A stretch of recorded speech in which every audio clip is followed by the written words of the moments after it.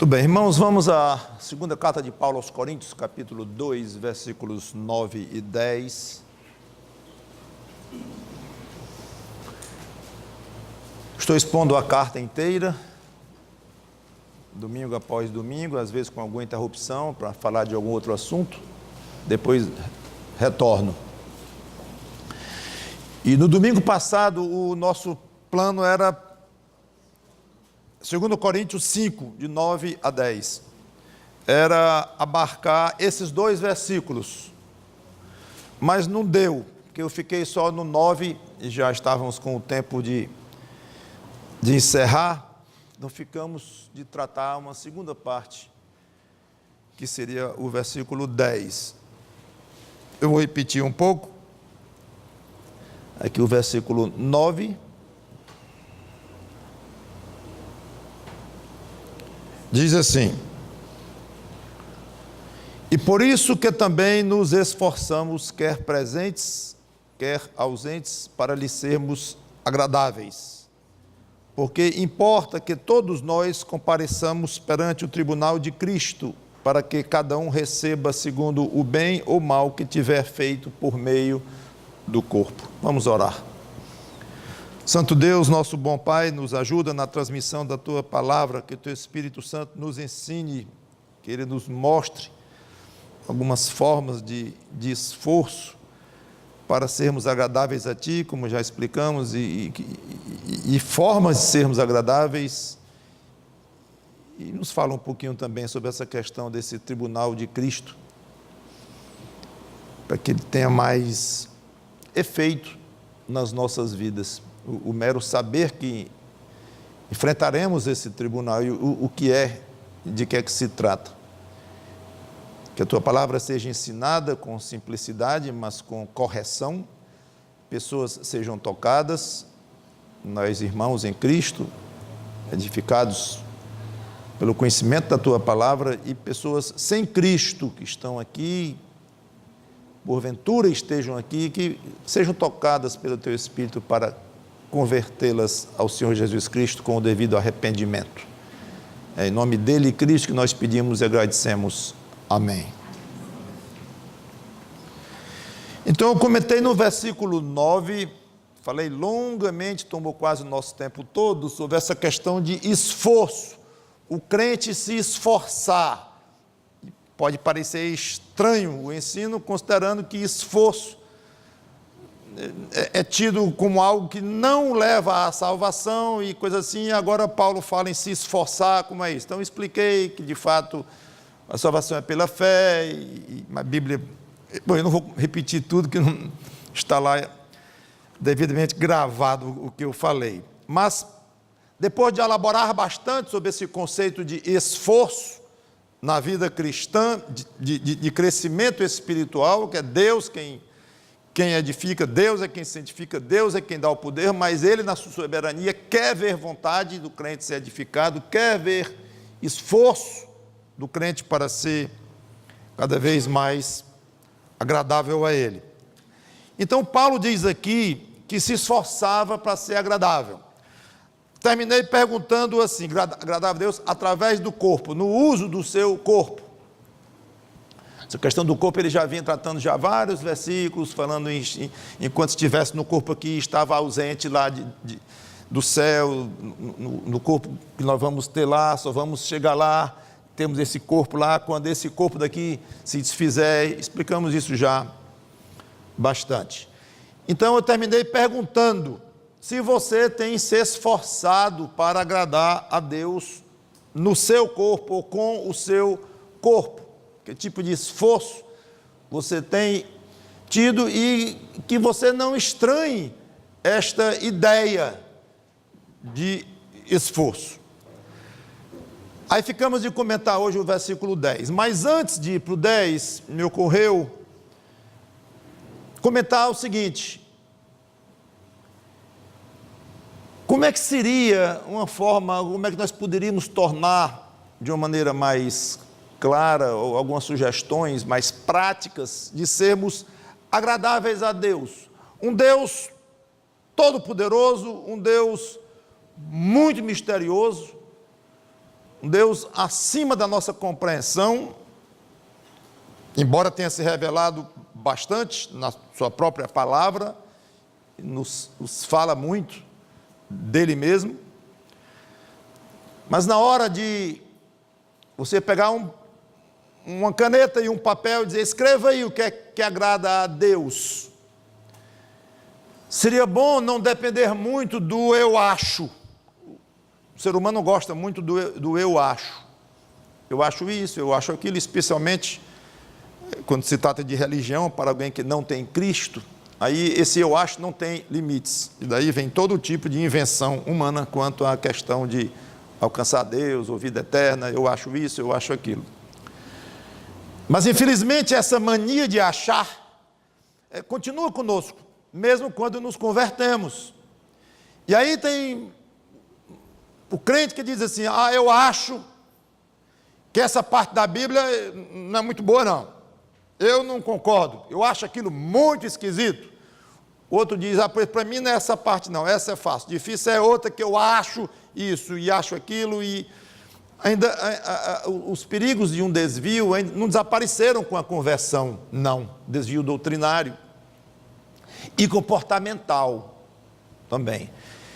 Então, quanto mais o crente se acostumar a deixar de achar, no sentido de uma opinião pessoal sobre coisas da sua vida, especialmente algo sério, como o que é agradar a Deus, ou como agradar a Deus de uma maneira prática, de uma maneira que eu tenha certeza que eu estou fazendo o que Ele disse que o agrada, não que eu acho que o agrada. Quantas pessoas fazem coisas completamente erradas e sem sentido, até coitadas com boa intenção, mas por falta de conhecimento, falta de profundidade, não sabem que Deus, nem que Deus não se agrada daquilo, Deus odeia aquilo. Isso acontece muito. Certos caminhos religiosos, certas práticas religiosas, que claramente são muito desagradáveis a Deus, para dizer pouco. E milhões de pessoas fazem, achando que é agradável. Então vamos examinar alguns pontos em que Deus diz, isto eu me agrado. Pronto. Aí estamos pisando em terreno firme. Aí pode o mundo inteiro vir e dizer, não, eu acho que Deus não gosta disso não, você pode continuar achando. Não tem problema não, vá achando aí, porque eu não estou achando nada, eu estou dizendo que a palavra de Deus afirma claramente que Deus se agrada disto, disto e disto. Seria interessante um dia fazer um teste, aqui na escola dominical talvez, não sei, papel e lápis, escreva aí 5 itens, que você tem certeza, não é acha, de que Deus se agrada. Espero que a essas alturas você já esteja um pouco curioso para saber o que é mesmo que Deus se agrada, puxando aí a sua memória bíblica, para ver se você coloca alguns itens. Interessante, e eu fiz questão de que o primeiro que eu vou dizer não tem a ver com Deus. Agradar a Deus, mas não tem a ver com Deus, claro, diretamente. Tem a ver com o próximo. Interessante isto. Não, agradar a Deus, então, é uma atitude entre eu e Deus. É o que eu vou dizer para Deus, é como eu vou pensar de Deus, é como eu vou agir diante de Deus. Eu e Deus. O ser humano fica aqui de lado, a humanidade inteirinha, porque é entre eu e Deus. O assunto não é agradar a Deus, então deixa o homem de lado. Muito ao contrário. Romanos 14.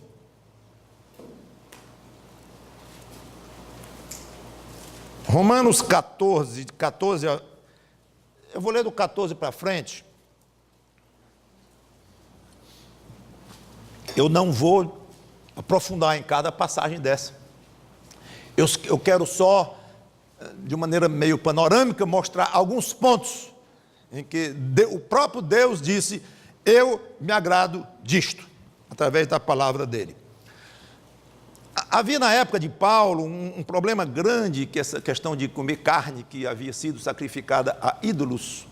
Então tinha irmãos que achavam que essas carnes eram sacrificadas a ídolos e depois eram vendidas no mercado da cidade.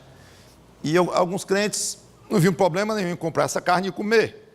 Outros diziam, não, eu não posso tocar nessa carne porque ela foi sacrificada a ídolos, como fosse assim uma carne amaldiçoada, ou eu vou desagradar profundamente a Deus se eu for comer desta carne. E havia então uma discussão em cima disto. Paulo falou nisso em Romanos, falou nisso em 1 Coríntios. O que fazer? E ele deixou claro que não tinha problema não comer a tal da carne. Em si, não tinha problema, porque o ídolo não vale nada, como ele diz. Então não tinha problema se ela havia sido sacrificada a ídolo ou não, dedicada a ídolo, não interessa. Porém, havia um problema seríssimo nisto tudo. Era ofender, escandalizar, chocar os irmãos que não aceitavam a ideia de comer uma carne sacrificada a ídolos. E, além desse problema, havia outros também, de uns que guardavam certos dias, outros guardavam outros dias, outros não guardavam dias nenhum. E como é que faz com relação a opiniões diferentes, mas opiniões que causam choque a outros, causam escândalo, coisa assim. Então, Paulo aqui traça o princípio. Eu estou em Romanos 14, 14.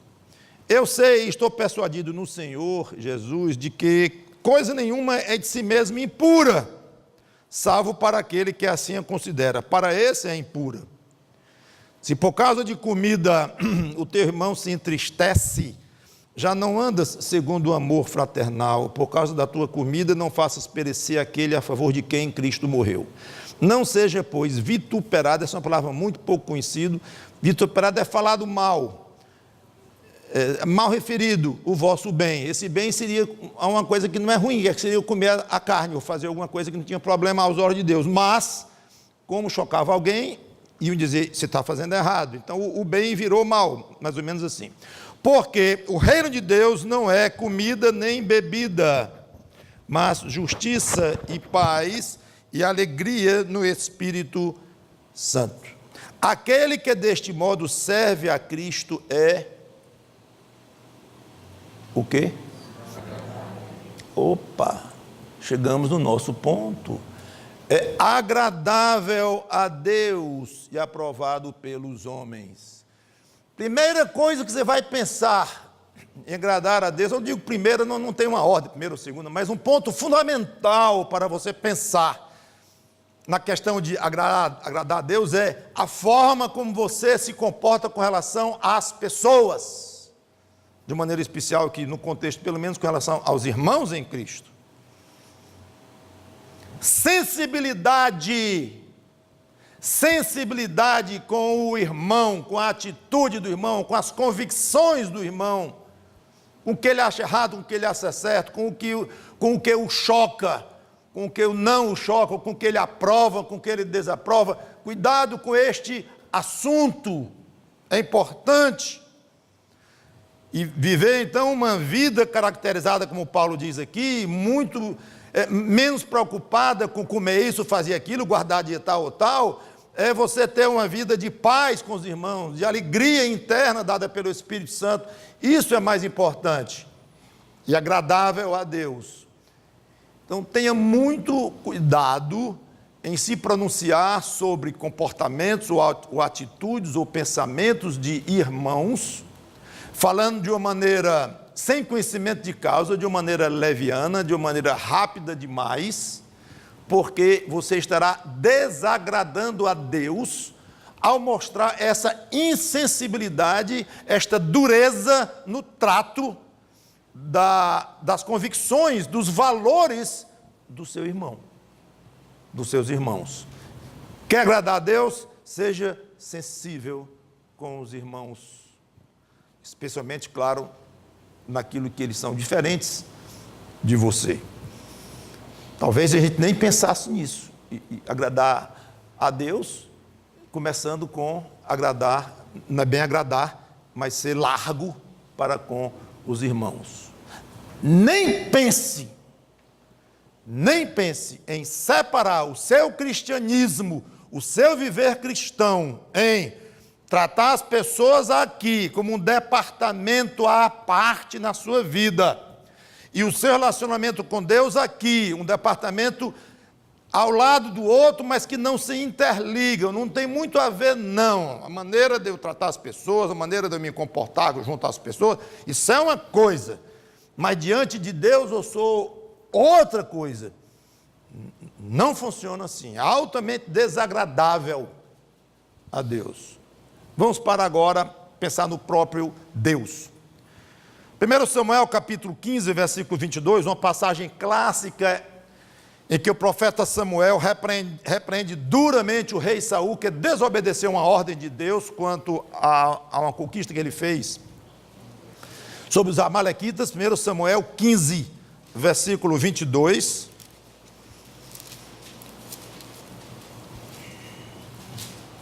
Em que o rei Saul desobedeceu e foi argumentar que não, mas é porque era ter destruído todos os animais dos amalequitas, e Saul guardou alguns.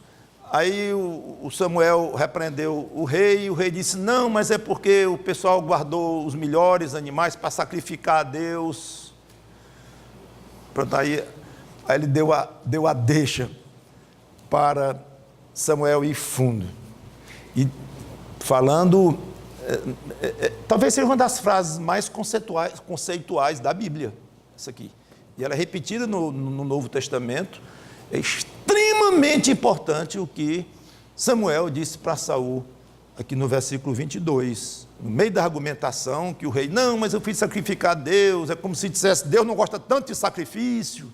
Então, aí Samuel diz, tem porventura o Senhor tanto prazer em holocaustos e sacrifícios, quanto em que se obedeça à sua palavra? Eis que o obedecer é melhor do que o sacrifício, e o atender melhor do que a gordura de carneiros. Olha, gente, para nós que não estamos debaixo da lei, e que a lei parece uma coisa muito distante, é bem mais fácil entender isso aqui e absorver rápido. Mas para alguém da época, vivendo sob a lei de Moisés, que era apinhada de instruções sobre sacrifício de todo jeito, toda ordem, ofertas pacíficas, holocaustos, várias formas, várias ocasiões, o judeu vivia cercado desta ideia, não é só a ideia, é de mandamentos de Deus quanto a sacrifício, fazer o que a lei mandava. O sistema sacrificial era a base da lei de Moisés, o sacrifício de Cristo era a base para o sistema sacrificial da lei, mas não importa, nesse aspecto, o judeu pensava muito em sacrifício, era importantíssima essa questão. Aí vem o grande profeta Samuel e diz para o rei, não é muito importante sacrificar, não é importante sacrificar. Tem porventura o Senhor tanto prazer em holocausto e sacrifício, quanto em que se obedeça a sua palavra? Claro que aqui é a relatividade que está em foco. Comparado com a necessidade de obedecer a Deus, a necessidade de sacrificar é menor, é até pequena. Deus não tem nem prazer. Aliás, Isaías 1, você lê lá, você vai ver o que Deus acha de holocaustos ou de sacrifícios sem o coração. Abomina, ele odeia, não aguentava mais, estava farto de holocaustos. Então a ideia de agradar a Deus está intimamente associada com obediência. Não adianta você querer fazer qualquer coisa que seja em termos de fazer isso, fazer aquilo, oferta para pessoas necessitadas e coisas desse tipo, pode esquecer. Se isso for feito à parte de uma vida obediente a Deus. Então, pensou em agradar a Deus, pense em obedecer a Deus, especialmente naquilo que é mais fundamental. Porque quem estava sacrificando a Deus naquela época estava obedecendo também. Mas não estava servindo. Por quê? Porque havia coisa mais importante do que o sacrificar. Então não é só uma questão de quem vai zombar de Deus. Não, eu estou fazendo isso, Senhor. Foi o que Saul tentou fazer. E não colou. Porque Deus tem os seus critérios e suas prioridades. Pois bem, nas prioridades de Deus, para quem quer agradá-lo, obedecer está. Tem outra passagem interessante, claro que eu não vou exaurir o tema ser agradável a Deus, daqui daria toda uma série de pregações, de tudo, só estou querendo, e esse versículo 10 não chega, né? Pois é, espero que hoje chegue no 10 mesmo, mas hoje eu vou chegar. Salmo 69, Salmo 69, 29 a 33,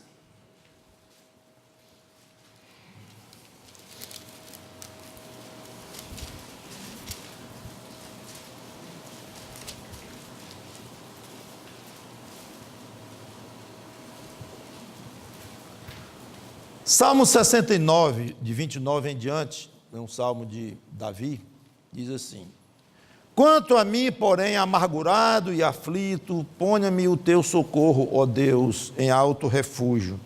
Louvarei com cânticos o nome de Deus, exaltá-lo-ei com ações de graças. Será isso muito mais, lá vem a palavra, ou o conceito, muito mais agradável ao Senhor do que um boi ou um novilho com chifres e unhas. Vejam isso os aflitos e se alegrem. Quanto a vós outros que buscais a Deus, que o vosso coração reviva, porque o Senhor responde aos necessitados e não despreza os seus prisioneiros. Obviamente está aqui a mesma ideia lá que vocês viram em Samuel, que eu acabei de dizer, a ideia de que vai ser mais agradável a Deus do que um sacrifício. Mas o que é que seria aqui mais agradável a Deus do que um sacrifício? Obediência? Não! Aqui não é assunto.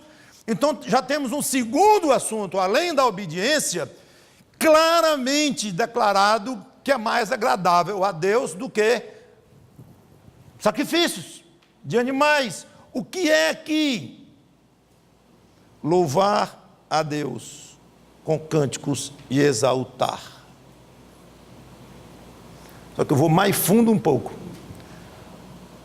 No versículo 29, está dizendo que ele louvava e cantava a Deus ações de graças, estando amargurado e aflito. Tudo indica que Deus se agrada mais de um louvor da boca, da mente, da alma de alguém que está amargurado, do que alguém que está muito satisfeito e alegre na sua vida. Não diz claramente que uma com relação à outra, mas a ênfase aqui é que é extremamente agradável a Deus o louvor e o cântico de ações de graças de alguém que está amargurado. Ora, geralmente você não pensa em louvar a Deus, em agradecer a Deus, amargurado. Eu não estou amargurado? Então, não tem sentido eu agradecer a Deus, não. Eu vou agradecer a Deus quando a minha amargura passar. Tudo bem, eu amo a Deus, eu confio em Deus, e Ele vai me livrar disto, já me livrou várias vezes. Eu louvo esse Deus, glorifico esse Deus, mas eu vou agradecer mesmo de todo o meu coração é quando passar esse sufoco. Não faça isso não. Louve a Deus e agradeça a Deus no sufoco. Na amargura, eu entendo que é isto que Davi quer aqui enfatizar. Isso é melhor do que um boi inteirinho de sacrifício a Deus. Louvá-lo e agradecê-lo no meio de uma aflição. Aí tem mais. Vejam isso, os filhos, os aflitos, e se alegrem. Pessoal, Uma dica para quem está aflito: louve a Deus, agradeça a Deus. Porque o próprio ato de louvar e agradecer a Deus durante uma aflição é motivo, se torna uma fonte de alegria. É um pouquinho de água no meio de um deserto, que você já está aflito, já está triste. Você está desesperado por alguma alegria, alguma coisa que venha aliviar essa aflição. Pois louve a Deus, agradeça a Deus pelo que Ele é, por tudo que Ele tem feito com você. E isso será uma fonte de alegria para você. Quanto a vós outros que buscais a Deus, que o vosso coração reviva. Não se deixe abater não, porque o Senhor responde aos necessitados e não despreza os seus prisioneiros. Fantástica a passagem. O próprio Davi se utiliza desse recurso poderoso de louvar e agradecer a Deus no meio de uma aflição e diz: olha, eu quero compartilhar essa experiência com meus colegas aflitos, os meus companheiros não de alegria, que eu não estou alegre, não de satisfação, que eu não ando satisfeito, eu estou muito triste na minha vida, mas essa tristeza não vai impedir que eu agrade a Deus profundamente. Agradar a Deus, você não pode nem ir para o culto, você está doente em casa, é por isso que você está aflito.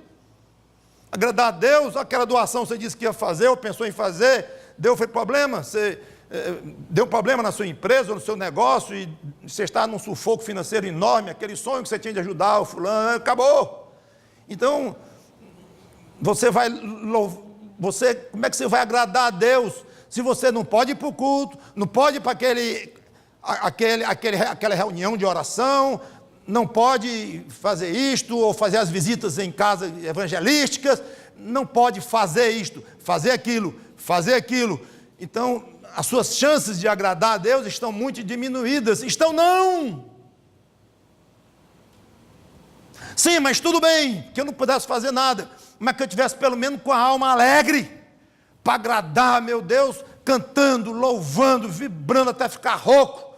Nem isso eu posso, porque além de estar aqui no fundo de uma rede, eu estou triste, acabrunhado, eu estou sem nenhuma condição de agradar a Deus. Nota 0 no teste, ou na pergunta.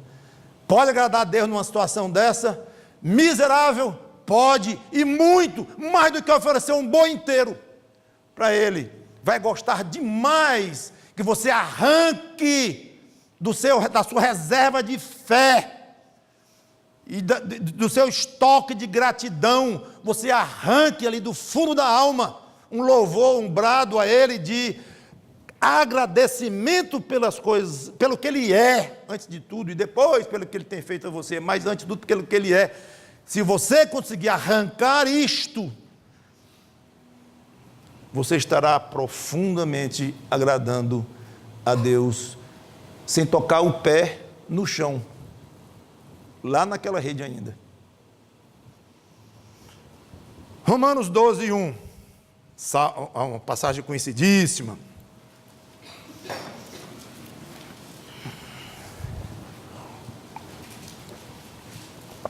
Romanos 12, 1 diz: rogo-vos, pois, irmãos, pelas misericórdias de Deus, que apresentei o vosso corpo por sacrifício vivo, santo e agradável a Deus, nosso assunto, que é o vosso culto racional. O culto racional é algo, então, que é feito através do corpo, pelo corpo, é algo agradável a Deus. A palavra racional no grego é logikos, de onde vem o quê? Lógica, que puxa a razão, e pode ter, e tem aqui o sentido espiritual, relacionado com a alma. A ideia que os estudiosos sugerem para essa expressão culto racional é algo que seja muito genuíno, verdadeiro, em oposição a um culto externo, farisaico. Lembra que Jesus tanto reclamava de um serviço a Deus intenso, mas um serviço hipócrita, porque era muito exterior e não contava com o coração, não contava com a genuinidade, não contava com o que era legítimo. Essa ideia então de lógica não é especificamente racional, temos que ter cuidado com isso. Não é só racional no sentido da razão pura e simples, envolve muito a razão, mas como trata de um culto, é mais do que só a questão da razão pura, entra na área, como eu falei, de algo que tenha sentido, que tenha razão espiritual, vamos dizer desta forma. Em suma, fuja do culto externo, fuja do serviço por fazer, por currículo, fuja disso, não funciona com Deus. É ótimo servir a Deus, é ótimo ser abundante nas obras, tudo isto, o crente. Mas lá na base deve ter um coração muito, muito genuíno e toda a sua razão, sua vontade, sua determinação, sua volição esteja ali concentrada em fazer algo legítimo, que vem lá de dentro. Isso é extremamente agradável a Deus, um crente que vive dessa forma. Tinha mais um, mas essa eu vou deixar. Hebreus 12, 28, sobre risco de não ir ao versículo 10 de novo. Hebreus 12, 28, tratar a Deus com reverência e santo temor. Eu fico com uma pena de deixar grande. Mas estude, Hebreus 12 e 28 está mais um ponto em que você pode agradar a Deus. Muito bem, Paulo então disse que ele se esforçava para ser agradável a Deus.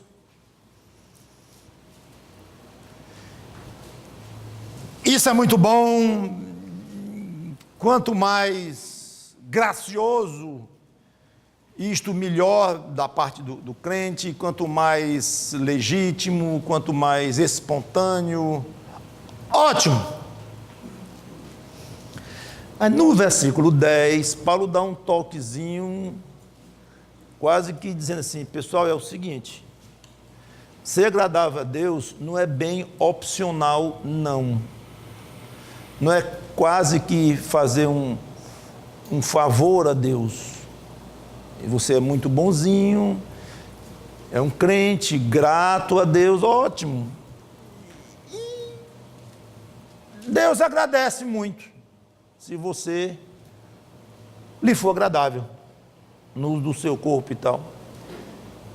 É como se Paulo dissesse assim, pessoal, tem mais um motivo para nós querermos ser agradáveis a Deus. Sabe o que é? É que nós vamos dar conta do que nós vamos fazer através do nosso corpo. Então não é só para agradar a Deus, um diletantismo, coisa assim meio opcional na sua vida, não. Você vai dar contas. É uma chamada que Paulo dá. Vem quando ele faz isso, isso é ótimo para nos mostrar a realidade das coisas. Então voltemos a 2 Coríntios 5, agora eu vou ler o versículo 10.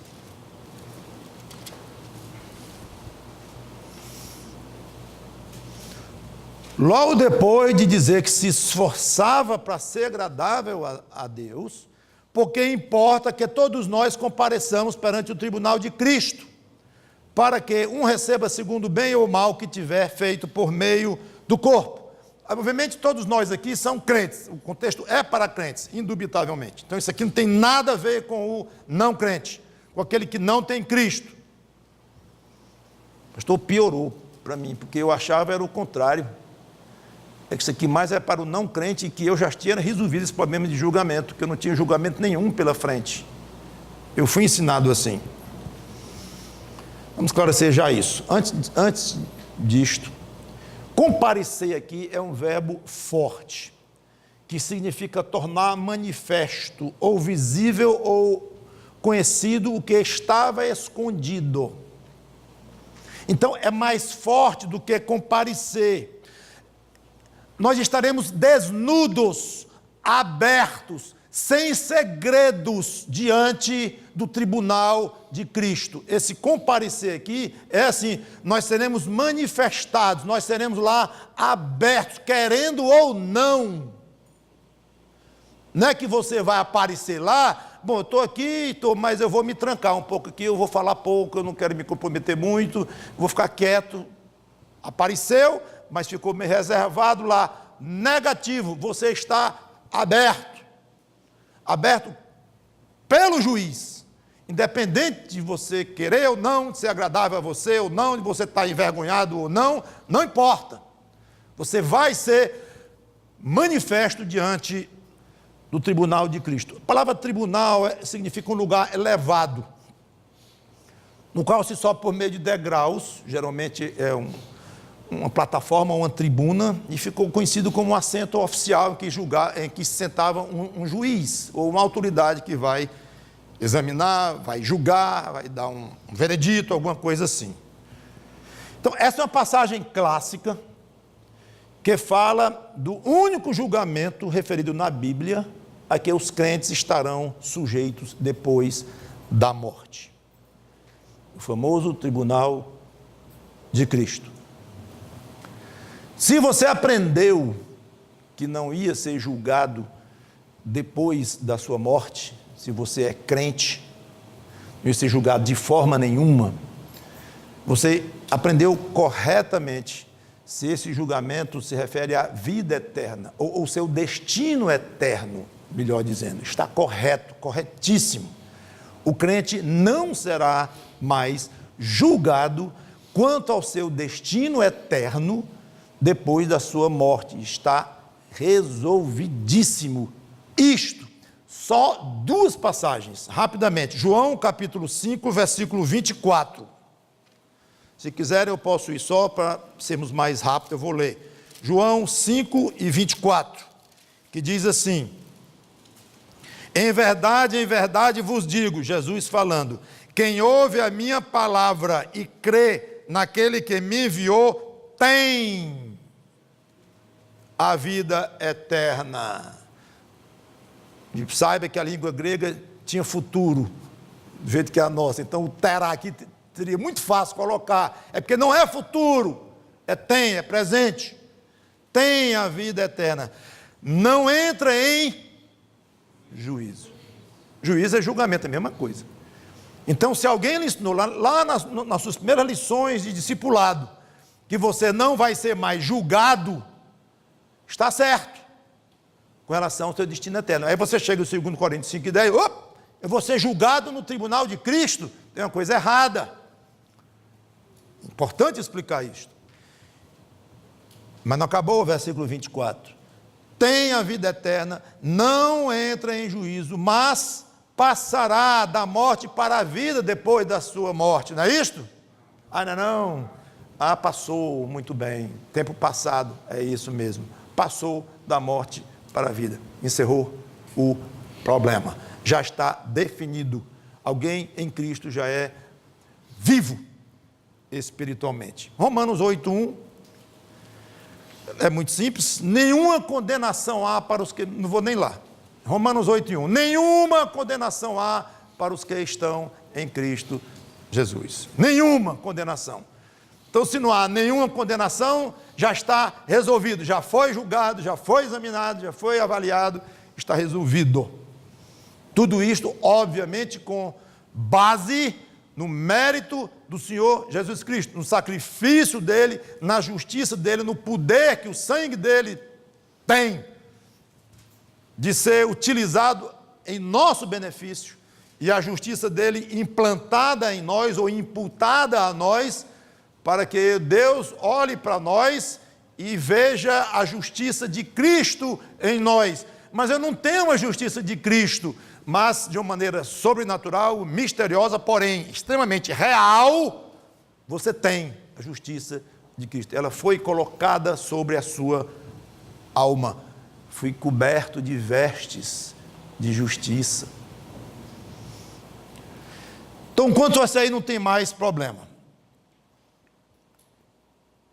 O que é que serão avaliados, o que é que vai ser avaliado então nesse julgamento? as obras que o crente tiver feito aqui depois da sua salvação. Coisas boas e coisas ruins. Infelizmente, nós ainda pecamos e nós ainda praticamos más obras e praticamos boas obras que Deus preparou para que nós andássemos nelas, nas boas obras. Não nas más, mas as más.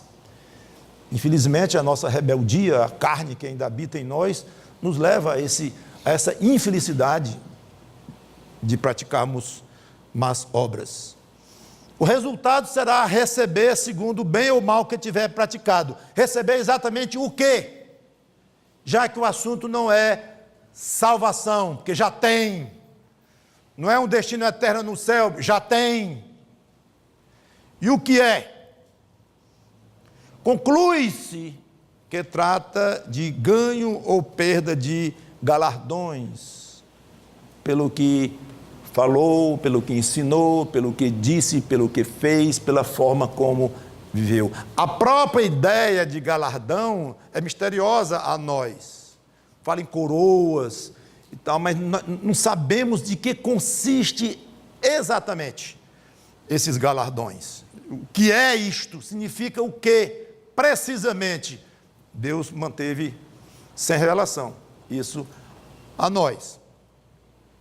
Seja como for, eu quero ir a 1 Coríntios 3, versículos 10 a 15, que é uma passagem, talvez a que fale mais diretamente, mais claramente sobre o galardão. 1 Coríntios 3, de 10 em diante.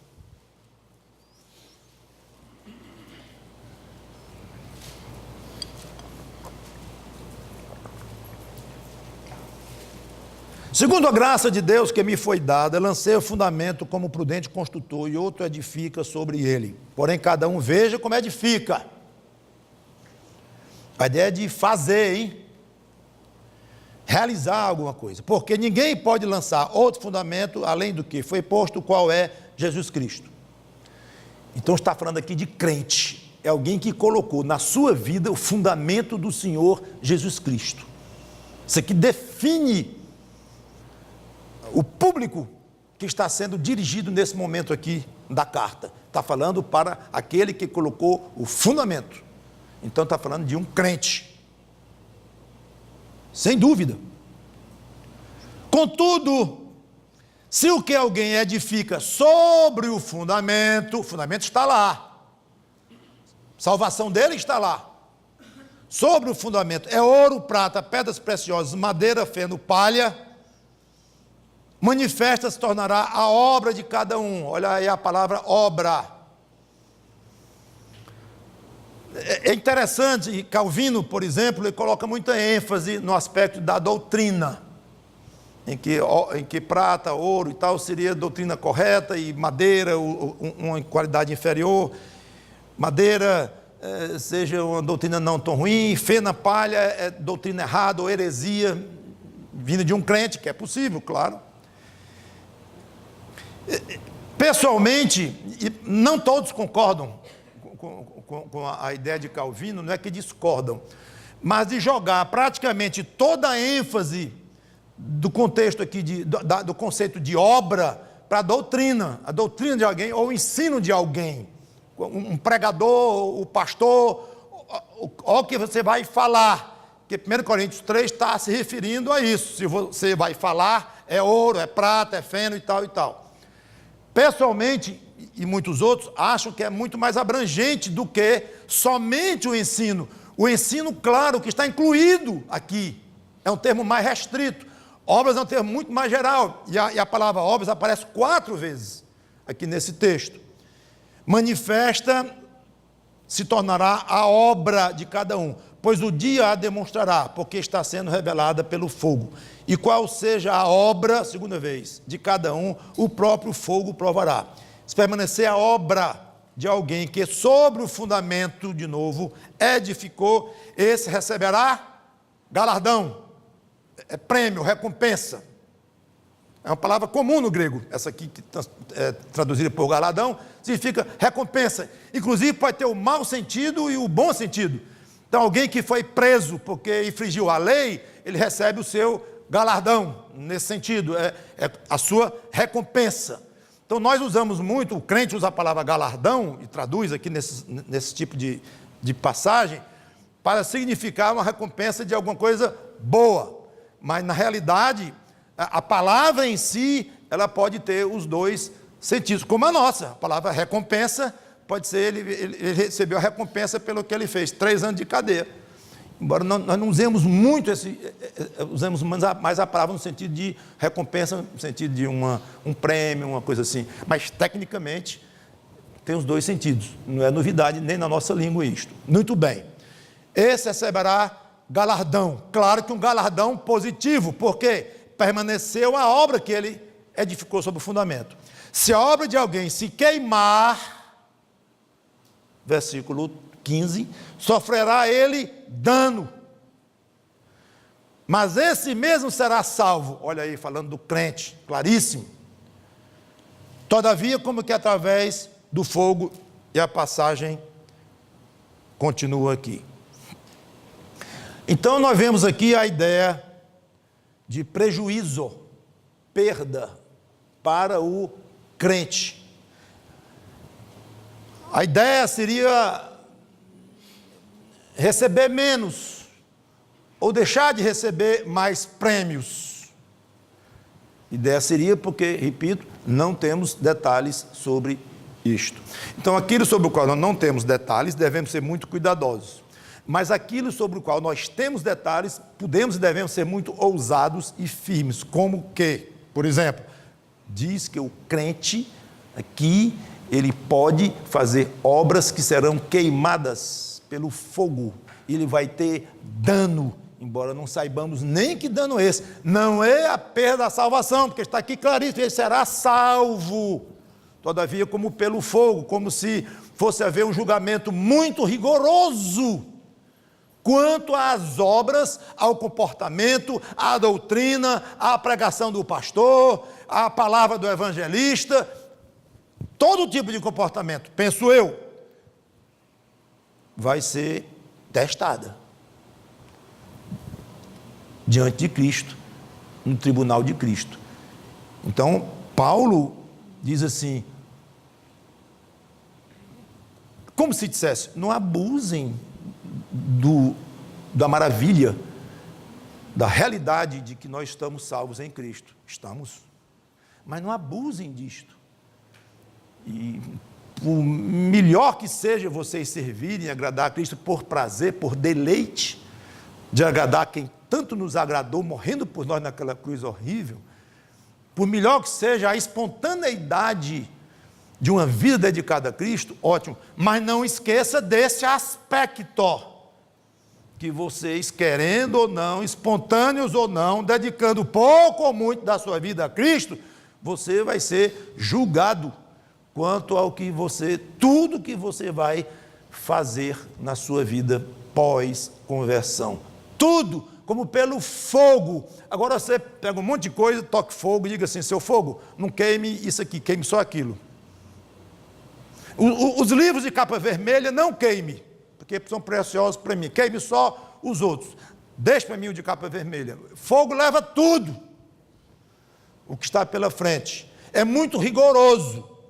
Então as suas obras, o tipo de crente que você vai ser, será fortemente examinado, minuciosamente pesado pelo Senhor Jesus Cristo. Fico um pouco preocupado quando eu ouço crentes dizer assim, eu sou um crente muito fraco mesmo, mas isso aqui, aí continua a conversa. Opa! Aí daqui a pouco, um tempo depois, não, porque eu sou um crentezinho fajuta, mas sabe como é, tá? E continua. Você sabe o que você está dizendo?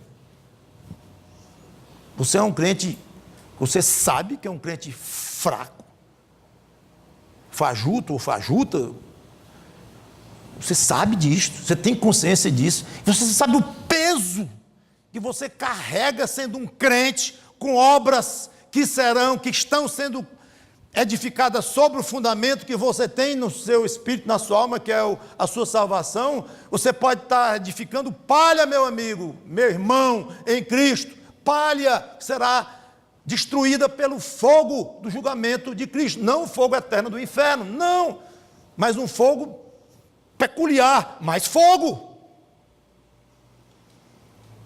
e que vai ser destruída. A sua vida toda destruída, em termos do que você fez. Você teve 35 anos naquela terra depois de salvo, 35 anos, vamos avaliar o que você fez para mim, diz o juiz, Cristo. Vamos avaliar se você construiu ouro sobre a fé em mim. Eu sei, a sua fé é legítima, é genuína, tanto que você está aqui como salvo, mas vamos examinar o que você fez por mim, o que você falou, o que você pregou, o que você deixou de fazer, as tentações que você resistiu, as boas obras, a caridade, o serviço aos outros, o amor cristão, o sacrifício. Vamos examinar, passa o filme em ultra, super, hiper HD. Vamos ver aqui. Meu amigo, eu vou jogar 35 anos da sua vida no lixo. Aliás, já estou jogando agora, neste momento. Eu estou queimando as obras que você fez depois de convertido. Você está entendendo isso? Eu estou queimando, não vai nada para a eternidade. Irmãos, isso é muito maior do que os maiores gênios entre os crentes juntos podem chegar perto de imaginar o tamanho dessas consequências. Sacrificar aqui 5 anos, 10, 15, 20, 50, sei lá, 60 anos, 80 anos de crente, por uma eternidade de galardões, por obras de ouro, em que Cristo toca fogo lá e o fogo não queima o ouro, porque ele resiste ao fogo. Pense nisto, tribunal de Cristo, para ver se as suas obras foram de fato agradáveis a Deus ou não. Há um julgamento, são duas coisas que eu quero falar ainda, eu vou ter que escolher uma. Eu tenho umas passagens para ler sobre o princípio de galardões ou de recompensas quanto às boas obras do justo. Boas obras do justo, não é boas obras do incrédulo que fazem com que aquelas boas obras agradem a Deus de maneira tal que ele se torne agora um justo. Não, não, não. Ele é justo pela fé, pela graça de Deus. Uma vez isto, então ele vai ser recompensado pelas suas obras. Vamos aqui, só algumas. Isaías 3, 10 e 11. E eu não vou esperar por você, não. Isaías 3, 10 e 11 diz assim: dizei aos justos, ouça, melhor você ouvir, dizei aos justos, o justo viverá pela fé. Tem alguém que tem fé em Deus aqui, que bem lhes irá, está tudo bem com vocês, porque comerão, vocês vão comer do fruto das suas ações. Então esta ideia vem de muito longe nas Escrituras, a ideia do justo ser devidamente recompensado por Deus pelas suas obras. A ideia de galardão não é ideia neotestamentária, especificamente, essa ideia de recompensa.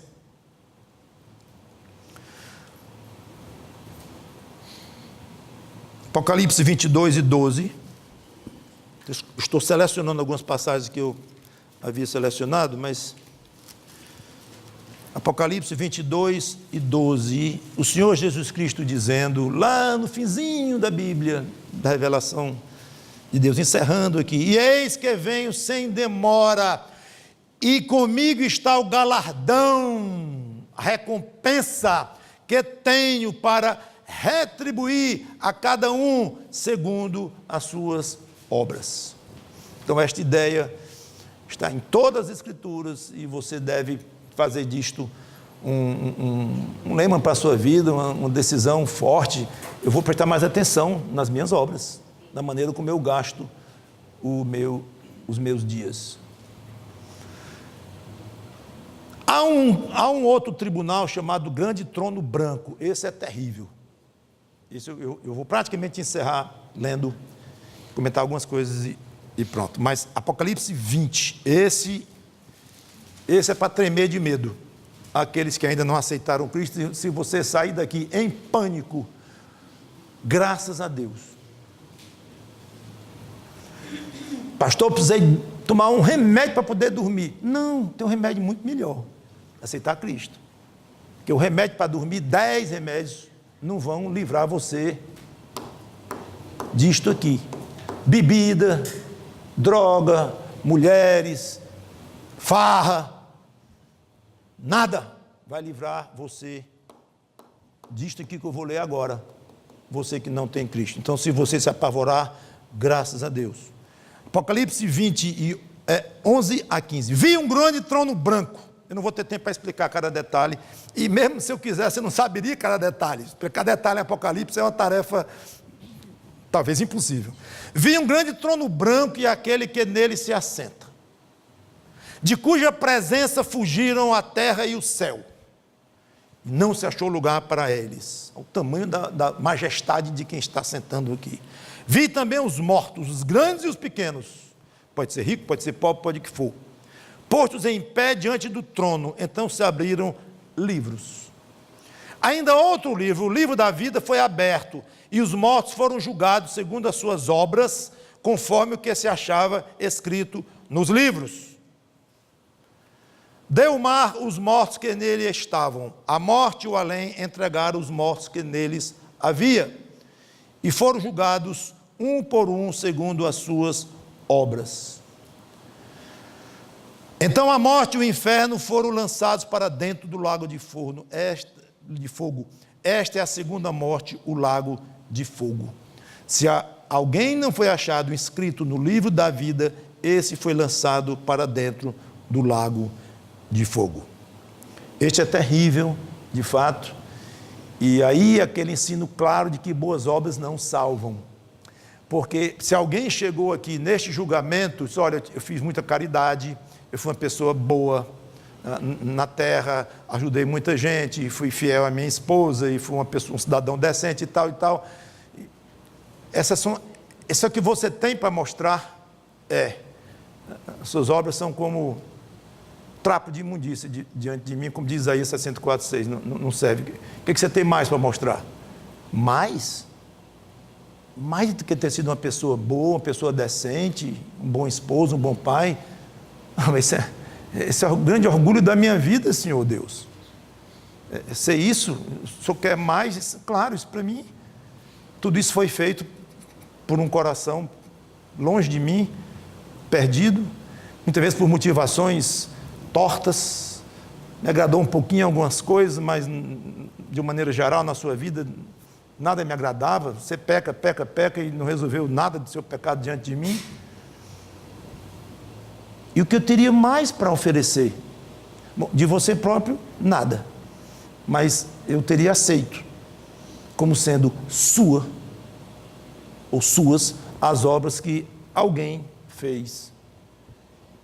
Obras perfeitas. E se alguém crê nele, Jesus Cristo, meu Filho como Deus falando, eu aceito como todas as obras boas dele passassem para você. E as ruins não passassem. Não tem ruins. Não tem, ele é 100% aprovado por mim.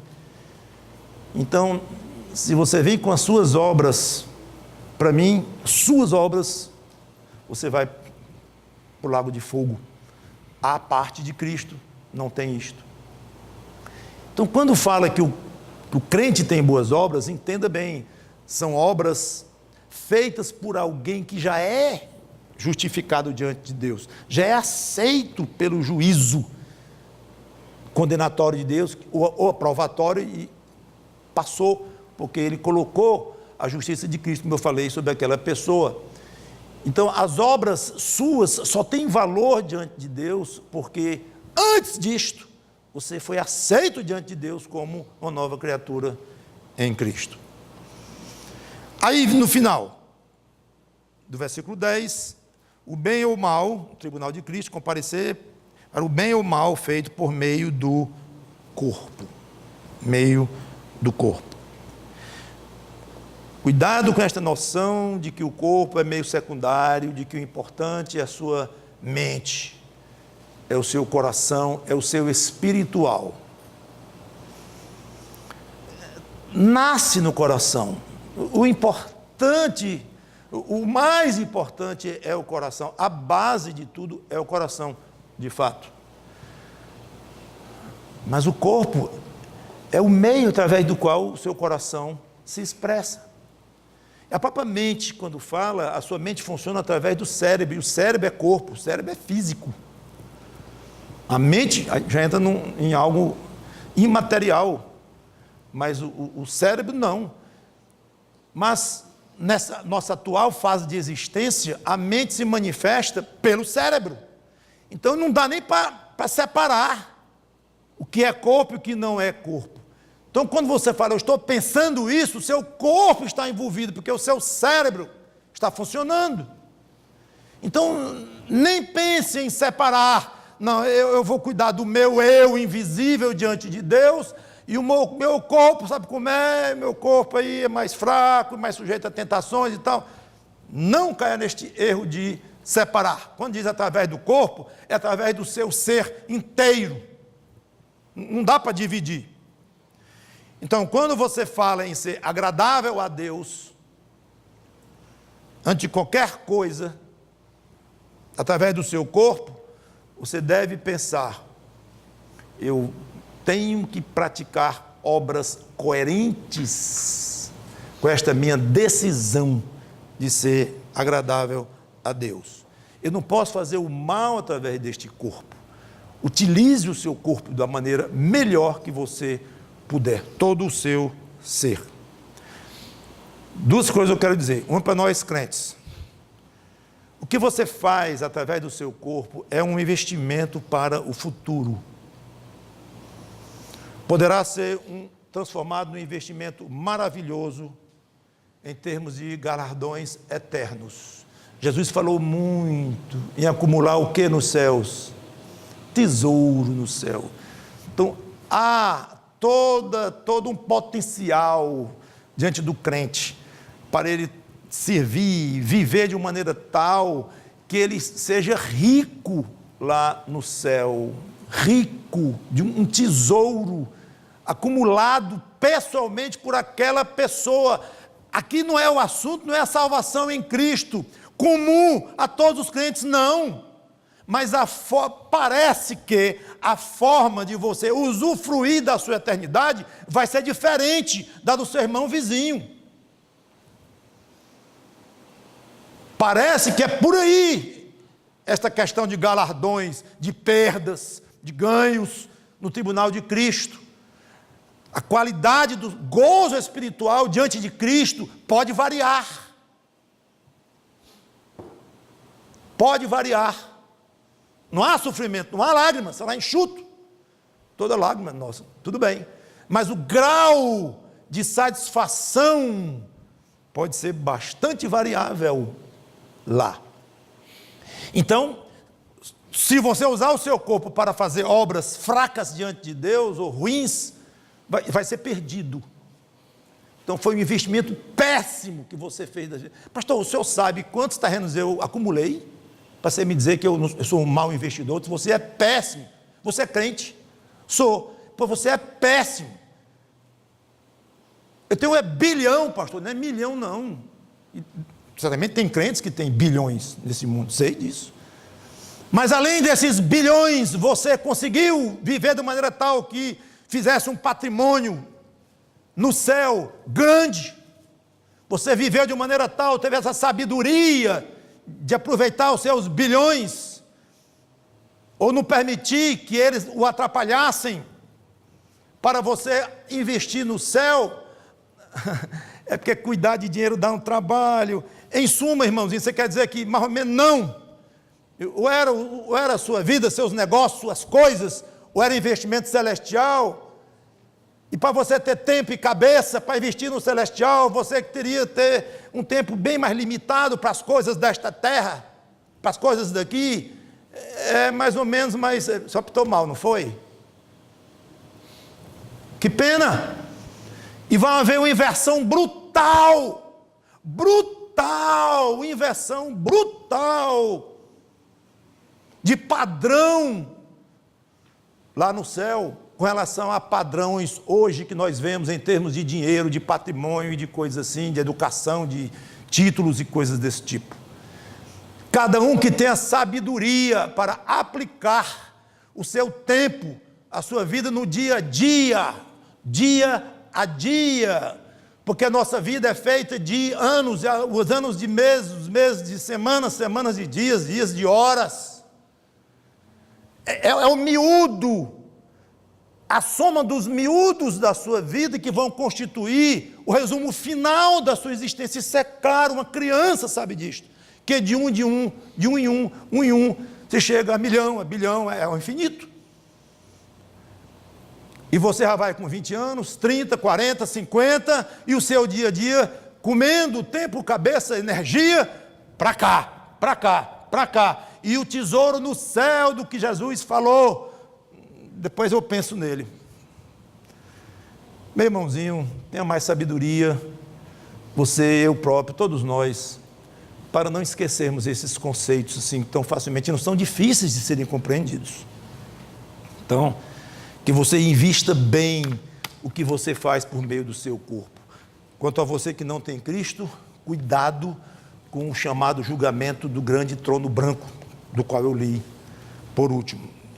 Corra aos pés de Cristo, se arrependa, peça perdão dos seus pecados, se livre deste trono branco e receba a graça da salvação pela fé em Cristo. Arrependa-se, confesse a Deus e peça a Deus, se você não tem, Senhor, me dê esta fé para que eu exerça sobre Jesus Cristo. Vamos orar. Santo Deus, nosso bom Pai, obrigado por estes teus conceitos tão bonitos das Escrituras, não meus. Essas verdades tão claras que esperam apenas uma pequena explicação, como eu tentei dar hoje, mas a base está toda aqui para quem quiser ler, refletir, pensar. Não precisa ser um pastor, um estudioso para descobrir essas coisas, não, Senhor. Claro que o estudo é importante, a condição e até o dom mesmo, mas o teu Espírito habita em todos. Basta um pouco mais de tempo, Senhor Deus, um pouco mais de quietude mental, espiritual, para abrir mais a mente e o coração para as coisas do alto, porque nós investamos melhor nesse tesouro. Digo tesouro na possibilidade de fazermos um tesouro no céu, porque aquele que vai ter suas obras queimadas aqui não vai ter tesouro no céu nenhum, em termos de galardões, claro, como estamos comentando, não a salvação em Cristo. Louvado sejas tu, Senhor, por tudo que foi dito aqui. Aplique em nossas vidas como tu queiras. Em nome do Senhor Jesus Cristo. Amém.